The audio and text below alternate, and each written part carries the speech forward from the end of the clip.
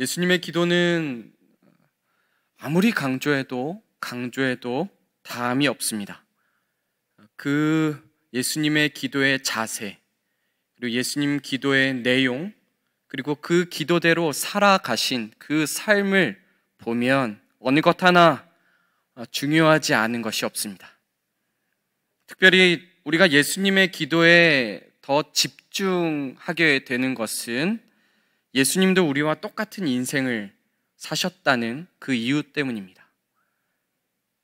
만약 우리와 완전히 다른 어떤 세계 또는 존재로 사셨다면 우리가 예수님을 본으로 삼고 닮는 것조차 불가능할 수 있는데, 그러나 예수님은 완전한 사람으로 오셨고 또 완전한 인생을 사셨습니다. 우리와 같이 고난과 고통 가운데 또 어려움 가운데 그런 것들 다 겪으시고 정말 사셨습니다. 그러하기에 우리는 이 예수님의 삶, 또 예수님의 삶에서 이 기도라는 것을 통하여 우리는 어떻게 살아야 하는가에 대해서 다시 한번 알게 되고 그것을 우리의 본으로 삼게 되는 것이죠. 오늘 읽은 본문은 예루살렘 바로 옆에 있는 감람산에서의 기도입니다. 이 감람산을 겟세마네 동산이라고도 부릅니다. 그래서 겟세마네 동산에서의 기도라고도 말할 수 있겠습니다. 오늘 읽은 이 본문에서의 여러 특징들이 많이 있는데 그 중에서 세 가지를 정리해서 말씀을 전합니다. 첫째, 습관적인 기도입니다.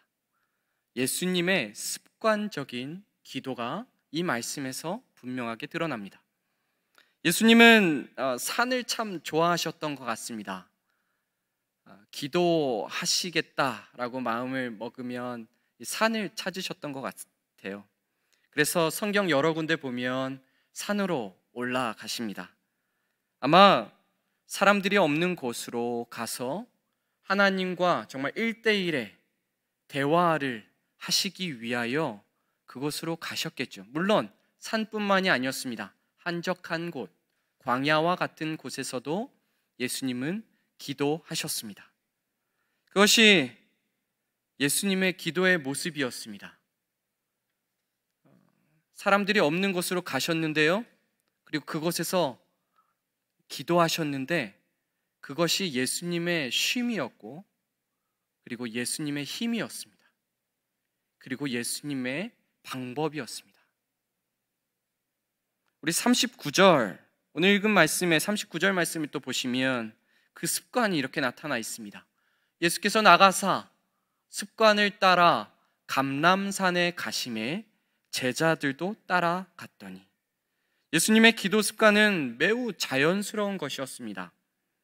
지금 예루살렘에 올라오셔서 그곳에서 공생의 마지막 사역을 행하시는, 그리고 감당하기 위해서 지금 예루살렘에 머물고 계시는데, 이때에도 예수님은 이 기도에 힘쓰셨습니다. 예루살렘 성 옆 동쪽에 이 골짜기를 지나서 나타나는 감람산, 바로 이 겟세마네 동산에서 예수님은 그 짧은 약 일주일간의 기간 동안에도 계속해서 기도하셨던 것으로 보입니다. 왜냐하면 예수님과 11 제자들이 이제 겟세마네 동산에 갔는데, 나중에 가룟 유다가 이 몽둥이를 든 사람들을 데리고 그곳에 찾아온 것으로 보아 예수님은 습관적으로 감람산에 가셔서 기도하셨던 것으로 보입니다. 이 감람산은 북적북적한 예루살렘과 달랐습니다. 조용하고 사람들이 별로 없습니다. 그래서 더 기도하실 수 있었습니다.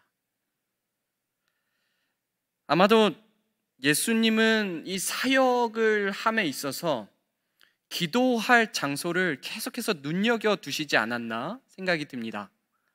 사람들이 많이 쫓아와 왕으로 삼고자 하는 그때에 많은 사람들이 저분이야말로 우리의 왕이 되실 분이야 라고 그렇게 많은 사람들이 몰려들 때에 예수님은 오히려 기도의 장소를 정하시고 피하셨습니다. 어떤 사람들은 예수님을 비난하였고 예수님을 뭐라고 할 때에도 예수님은 기도의 장소로 떠나셨습니다. 바로 사역을 하심에 있어서도 예수님은 하나님과의 이 독대하는 자리를 굉장히 중요하게 여기셨다라는 것을 우리가 알게 됩니다. 특별히 오늘 읽은 이 본문은 예수님의 어떻게 보면 이 땅에서 공생의 삶의 마지막 사역의 그 부분입니다. 이제 예수님은 이 날 해가 정오, 해가 가장 내리쬐 때에 예수님이 이제 십자가에 달리실 겁니다. 바로 그 새벽, 정말 급박한 상황입니다. 이제 예수님은 십자가로 끌려가시게 될 것이고, 예수님은 자신의 죄가 아닌 그 백성의 죄를 대신 감당하여 그곳에서 이제 죽으실 일을 남겨둔 상황입니다.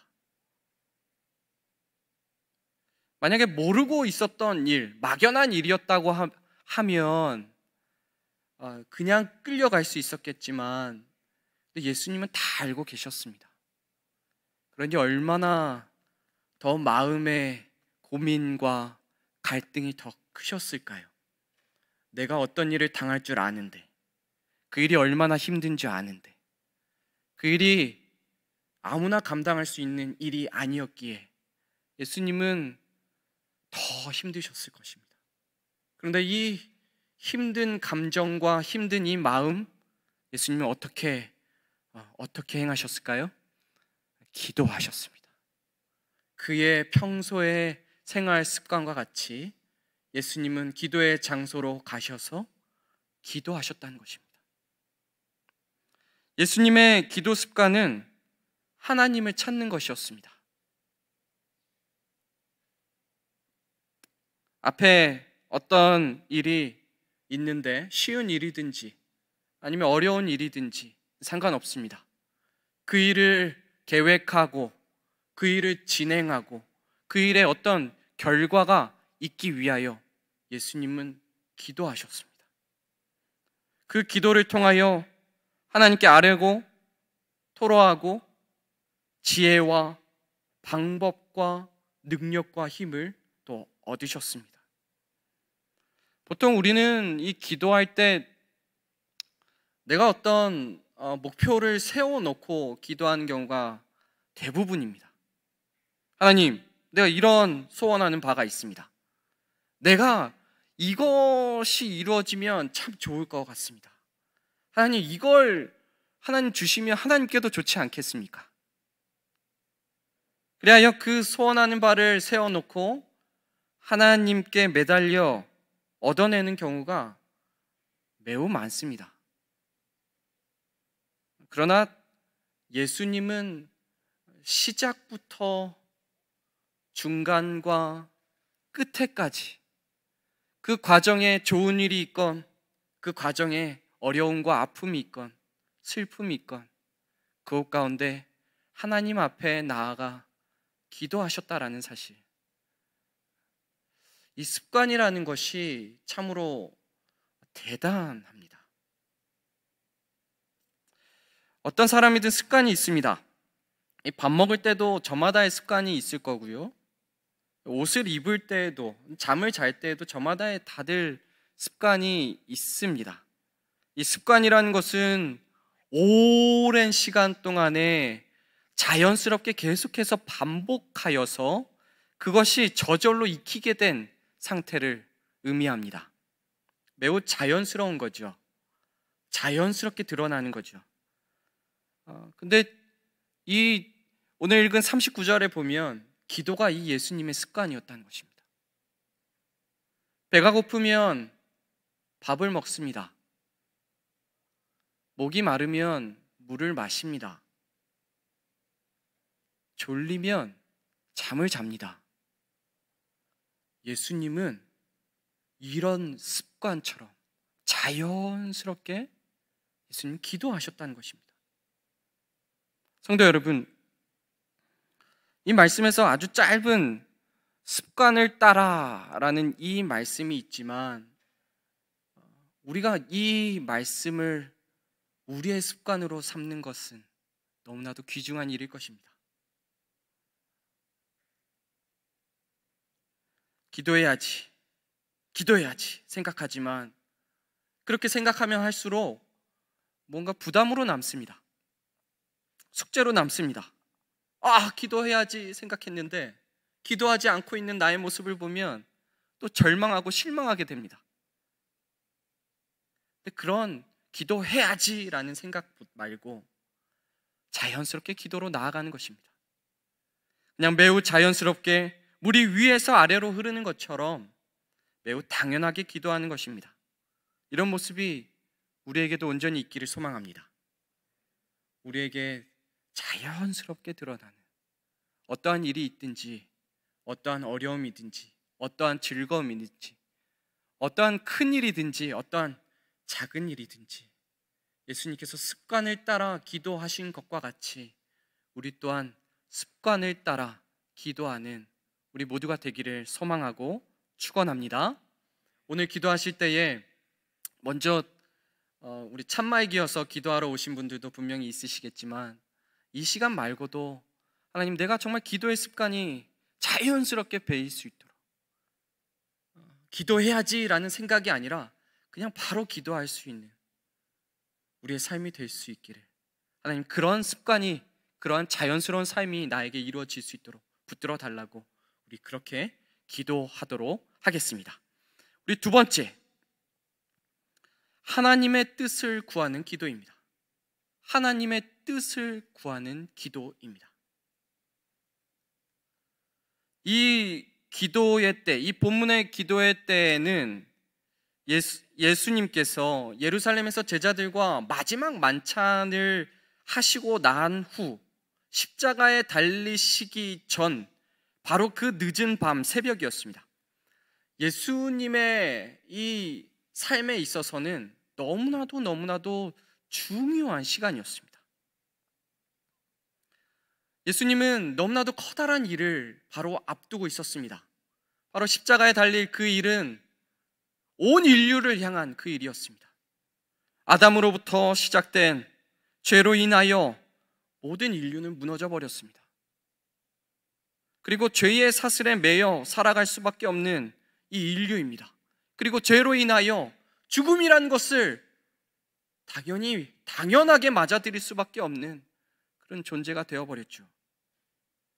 근데 그 인류의 엄청난 문제를 해결할 그 사건이 바로 예수님의 십자가 대속 사건입니다. 하나님의 온전한 의를 가지신, 그리고 죄가 없으신 예수님이 우리 사람의 대표가 되시어 죄를 대신하여 담당하시는 그 놀라운 사건이 바로 이 십자가 대속 사건이기 때문입니다. 그런데 이 일은 예수님께도 매우 큰 일이었습니다. 예수님께도 아프고 힘든 일이었습니다. 예수님의 능력이 부족해서가 아닙니다. 예수님이 몰라서도 아닙니다. 예수님이 준비가 덜 돼서도 아닙니다. 이것은 정말 육신으로 오신 예수님의 그 육체 또한 완전한 죽음에 이르게 되는 것이고, 또한 그 백성의 죄로 인하여 아버지 하나님으로부터의 분리, 아버지 하나님으로부터의 진노와 저주를 받아야 하는 너무나도 안타깝고 아픈 일이기에 예수님 또한 참으로 아파하셨습니다. 예수님의 기도 내용에 이것이 얼마나 힘든 일이었는지를 우리는 알게 됩니다. 우리 42절 상반부를 보시면 이르시되 아버지여, 만일 아버지의 뜻이거든 이 잔을 내게서 옮기시옵소서. 예수님은 부탁을 하는 듯한 기도를 하십니다. 만일 아버지 뜻이면 옮기면 참 좋겠습니다. 예수님의 이 말씀에서 이 잔은 이 앞에서 마지막 만찬에서 말씀하셨던 바와 같이 신자에게 주어지는 죄의 용서를 위한 새 언약의 잔입니다. 이것은 너무나도 귀중한 잔입니다. 그런데 동시에 예수님께는 하나님의 진노와 저주가 임하는 잔이었습니다. 당연히 어려운 일입니다. 당연히 참으로 아프고 두려운 일일 수밖에 없습니다. 이 두려운 일을 두고 예수님은 기도하십니다. 그러나 기도하심에도 자신의 생각과 자신의 바람을 하나님께 구하는 것이 아니라 모든 기도의 방향과 결론을 하나님 아버지께 향하게 합니다. 우리 42절 하반부에 이렇게 말씀하죠. 그러나 내 원대로 마시옵고 아버지의 원대로 되기를 원하나이다.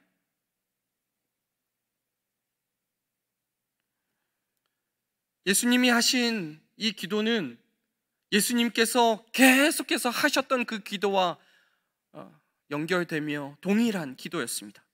바로 예수님이 가르쳐 주신 기도의 중심되는 그것이 뜻이 하늘에서 이룬 것 같이 땅에서도 이루어지이다. 이 고백 그대로 예수님은 이 공생의 마지막 단계에 이르러서도 예수님은 그 기도를 하셨습니다. 아버지의 뜻이 이루어지기를 원합니다.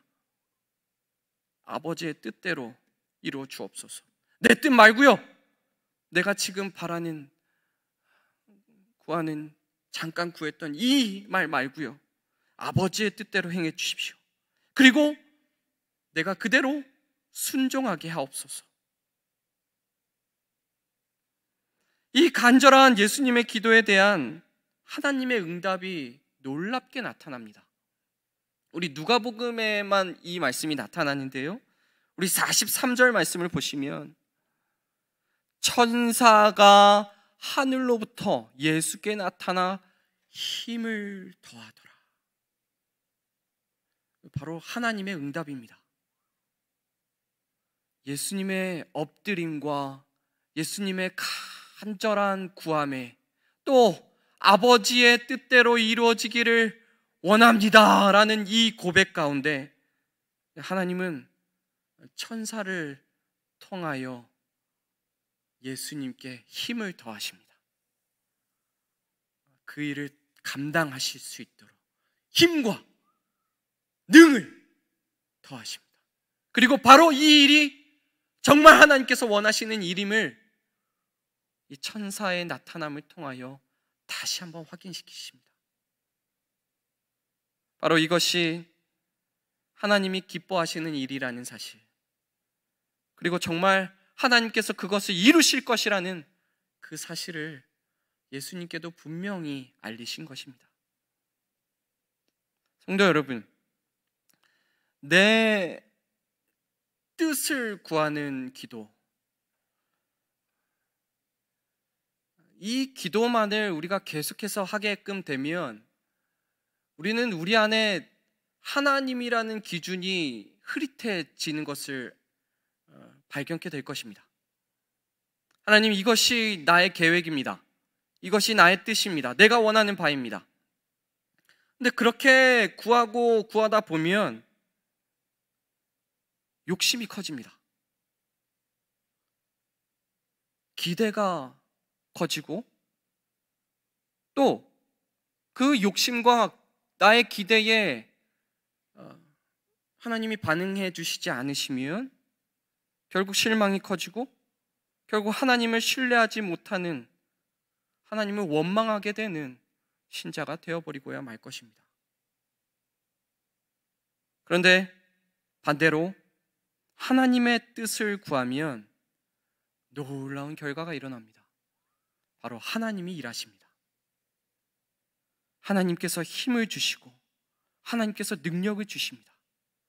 하나님께서 합력하여 하나님의 선을 이루십니다.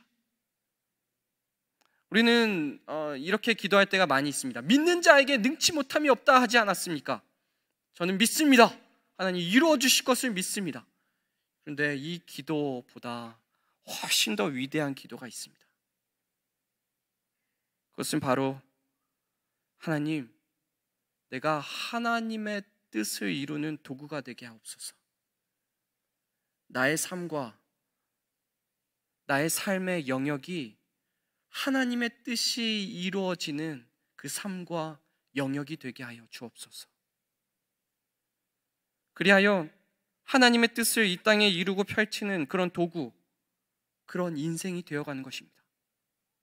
성도 여러분, 우리가 계속해서 더 나은 기도를 하기 위하여, 더 하나님께서 기뻐하시는 기도를 하기 위하여 날마다 성경을 보고 또 예수님을 닮아 그렇게 기도하려 합니다.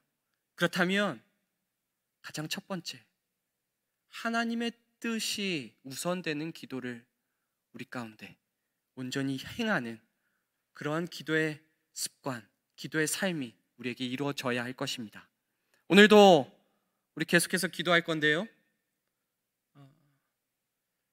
내 뜻보다 하나님의 뜻이 우선하는 기도를 하는 우리가 되기를 소망합니다. 그리하여 하나님의 그 도구가 되길, 그리고 하나님의 통로가 되기를 소망하고 축원합니다. 우리 마지막 세 번째입니다. 그것은 바로 전투하는 기도입니다. 전투하는 기도입니다. 예수님의 감람산에서의 기도는 그냥 기도하신 게 아니라 정말 전쟁 가운데 일어나는 전투와도 같은 기도였습니다. 아주 잔잔하고 평온하고 아무런 일도 일어나지 아니하는 듯한 그러한 기도의 모습이 아니고 정말 전쟁이었습니다. 우리 지금도 전 세계에서는 전쟁 때문에 난리가 나고 있는데, 전쟁은 무력을 사용하여 상대방을 완전히 제압하여 자신의 뜻을 펼치는 일이 바로 전쟁입니다. 전쟁은 여러 가지가 필요합니다. 무기만 있다고 해서 전쟁을 이길 수 있는 일은 아닙니다. 전력을 다해야 하고 정말 전부를 걸어야 되고 목숨을 걸어야 이 전쟁에서 이길 수 있습니다. 예수님은 지금 겟세마네에서의 이 기도가 정말 전쟁과 같음을 이 제자들에게도 알리셨습니다. 제자들을 데리고 제자들에게도 기도하라고 하시며 이렇게 말씀하셨습니다. 우리 40절 하반부를 보면 이렇습니다. 유혹에 빠지지 않게 기도하라. 유혹에 빠지지 않게 기도하라. 이 순간이 너무 중요한 순간이기 때문입니다. 여기 유혹에 빠지지 않게 기도하라 하신 이 말씀의 유혹은 바로 이전에 예수님께서 공생애의 삶을 시작하실 때에 사탄이 예수님을 시험하며 유혹했던 그 일입니다. 또한 씨 뿌리는 자의 비유에서 돌밭에 뿌려진 씨가 뿌리 내리지 못하였던 이유가 바로 이 유혹 때문이었습니다. 또한 예수님께서 가르쳐 주신 기도의 주기도문에 우리를 시험에 들게 하지 마옵시고 할 때 이 고백 가운데 담겨진 이 시험이 바로 이 유혹이라는 단어입니다. 바로 신자가 하나님의 뜻대로 제대로 살지 못하게 하는 사탄의 계략, 사탄의 막음, 유혹, 그리고 그곳에서 넘어지게 하는 일, 뿌리 내리지 못하게 하는 일, 제대로 자라지 못하게 하는 일, 그것이 바로 이 유혹이었습니다.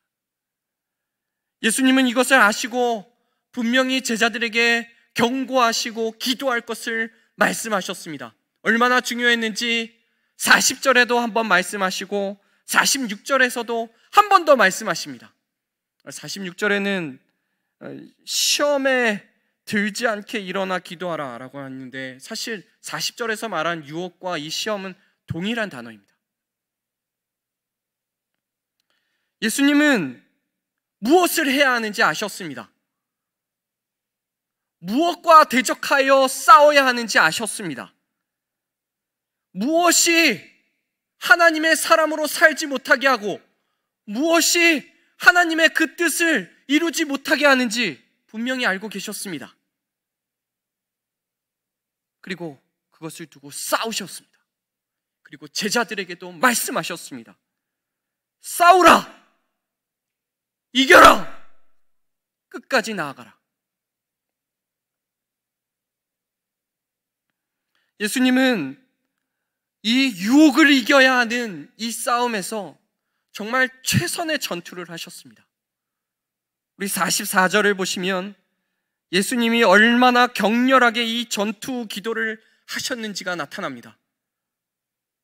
예수께서 힘쓰고 애써 더욱 간절히 기도하시니 땀이 땅에 떨어지는 핏방울같이 되더라. 땀이 어떻게 떨어지는 핏방울같이 됩니까? 이 표현은 땀이 송글송글 맺히는 정도를 말한 게 아닙니다. 피 뭉텅이가 맺히고 왕창 쏟아지는 그 모습을 사실 의미합니다. 제가 어렸을 때 기도회에 가면 이 말씀을 붙들고 저도 열심히 땀을 흘리기 위하여 노력했습니다. 그래서 두꺼운 옷을 뒤집어 쓰고 사우나처럼 열심히 땀을 흘렸습니다. 그러나 그러한 의미가 아닙니다.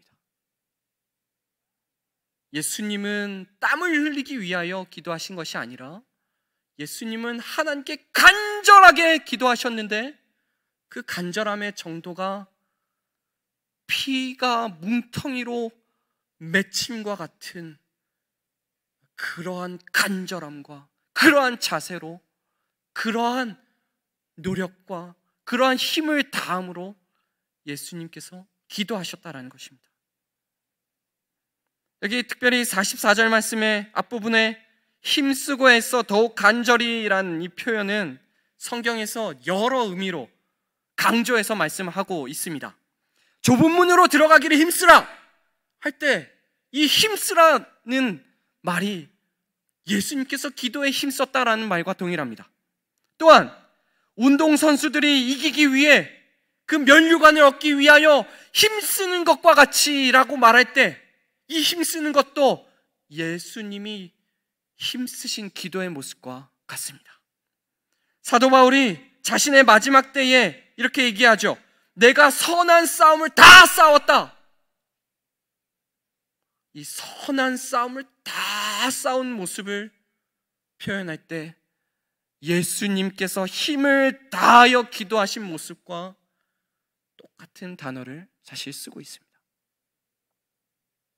바로 예수님은 운동선수들이 그리고 전투에 나간 군사들이 자신의 목숨을 걸고 최선을 다하여 힘써 싸우는 것과 같이 예수님께서 그렇게 기도를 행하셨다는 것입니다. 정말 예수님은 전투하는 기도를 하셨습니다. 생명을 건 전투 기도였습니다. 생명을 건 전투 기도를 하셨기에 정말 그 다음에 십자가 위에 생명을 거셨습니다. 우리는 예수님의 이 기도를 통하여 우리의 기도를 다시 한번 돌아보게 됩니다. 우리는 기도를 생각할 때 참으로 부담감으로 다가올 때가 많이 있습니다. 제가 세 가지의 생각이 많이 있다라는 것을 정리해 보았습니다. 첫 번째는 기도해야 하는데, 두 번째는 기도하러 가야 하는데, 세 번째는 기도했어야 하는데.